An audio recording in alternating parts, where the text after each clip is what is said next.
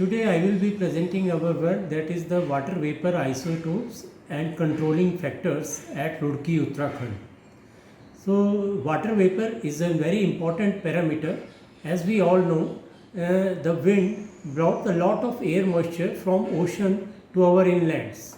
So it has been observed during the last few years that several floods have been caused by this Indian summer monsoon, where a huge strong wind, huge amount of moisture comes with the strong winds. So here in Roorkee, so we have conducted this experiment during 2024, where we have collected the water vapor.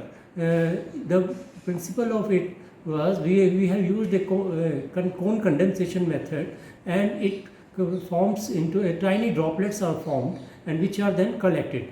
After collection of these droplets, we measure we analyze these for the isotopes. So in this experiment, we focused on the mainly three objectives. One was to find the composition of the precipitation and air moisture.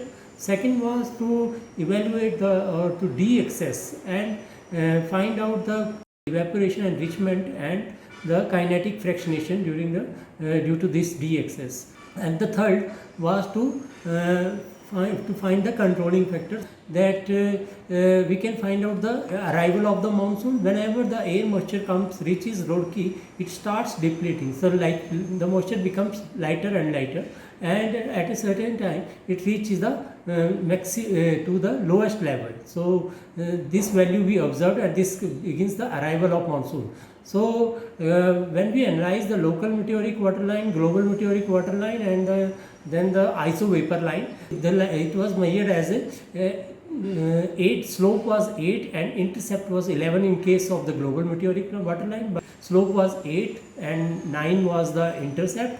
So it was very highly enriched. The slope was 5 and the intercept was higher, that was 32. So the higher intercept may be due to the higher d-excess. D-excess is the second order isotope parameter, which is the deuterium minus 8 times O18 values. Since there is the kinetic evaporation is very high, and since the isotopes are lighter in signature and they are more diffusive, on the other hand, when d-excess is low, means this is the evaporative enrichment. We can find out the sources of the air moisture. So our conclusions were that local meteorological conditions are also influencing the water vapor isotope composition of the air moisture at Roorkee.